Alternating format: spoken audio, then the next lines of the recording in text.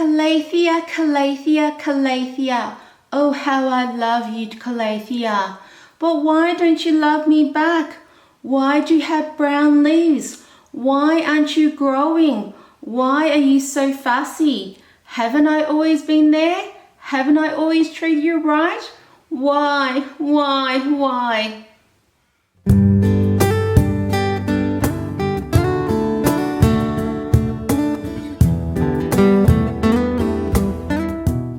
Hi everyone, it's Min from Plant Nation. I hope you're all having a beautiful day. If you're new to this channel, this is where I talk about the care, the propagation and everything to do about plants. It's also a channel where you're most welcome to pop in the comment section your love, your joy and how you take care of your plants. And if you do like the video, please hit the likes button and subscribe to the channel. The Plant Nation team and myself truly appreciate your support in growing this channel. So today I'm going to be talking about Calathea and how I take care of Calathea. I must admit I'm not an expert at Calathea.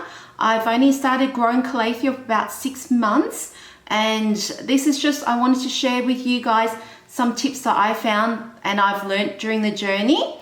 And if you have any tips on how you take care of Calathea, just pop it in the comments section. Okay, let's start. First of all, I like to talk about is soil mixture. I don't repot my plants straight away. I tend to let the plant acclimate to my house before repotting. And also the other part is I don't want to disturb the root system in the new plant. So when I bring home a Calathea, I try and leave it in the nursery pot as long as possible. But if I do need to repot it, my soil mixture consists of 40% premium potting mix, 20% orchid mix, and 30% perlite. So I like the soil that is well draining but still holds some moisture. And I find that Calathea do not like to sit in soggy water. They do like well draining soil but retain some moisture. I tend to water these plants when it's about 90% dry. I don't ever let my Calathea become fully dry, because I find that if I leave it fully dry and I happen to miss one day of watering, then I find that I get a lot of brown leaves happening. I also find with the watering part, it's important to use good water. I find that with Melbourne water, I can't use the tap water straight on the Calathea.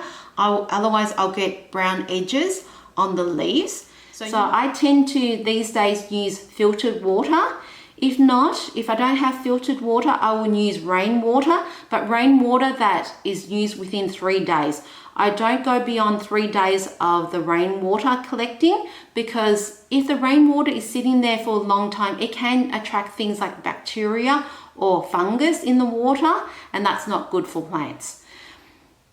If I'm really desperate and I don't have filtered water with me, then I would use tap water, but I will let the tap water sit there for 24 hours. I find that letting tap water sit for 24 hours, it gets rid of a lot of chemicals in the water. Calathea don't like to be overwatered and they don't like to be underwatered as well. So I find that I try and get my plants to be about about 90% dry before I re-water the plant. So how I check is I use my finger and go as far down in the pot as possible. If I do feel some moisture in there, I'll probably leave it for another couple of days and check again.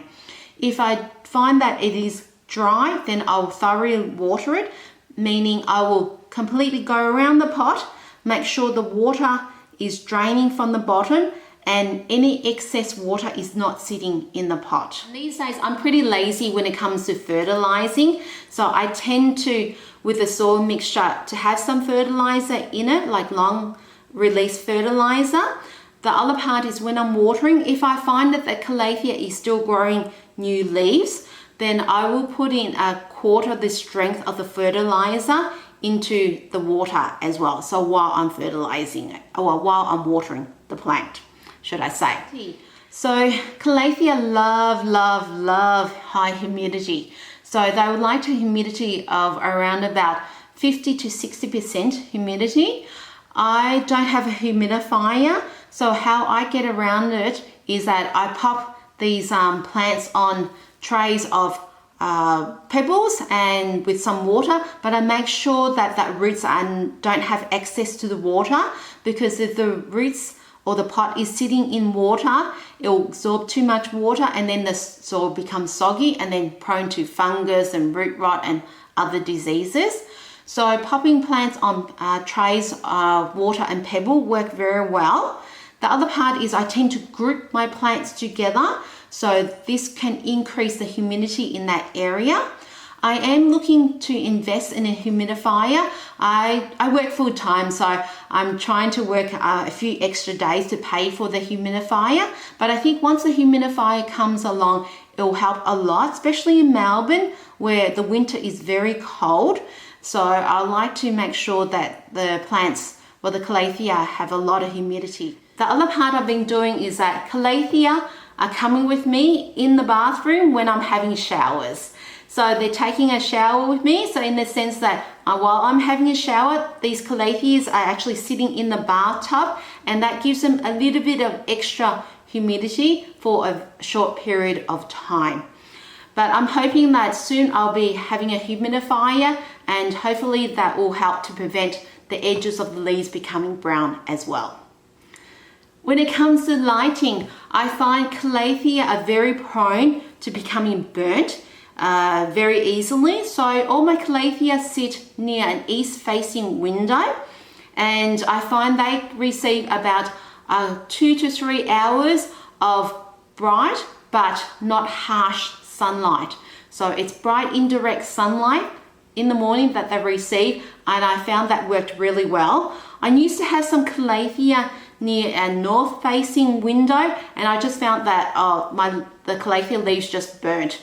So I've moved them to now an east facing window, and that's helped a lot. So I find that Calathea love indirect sunlight but not harsh light, and I find east facing window the best.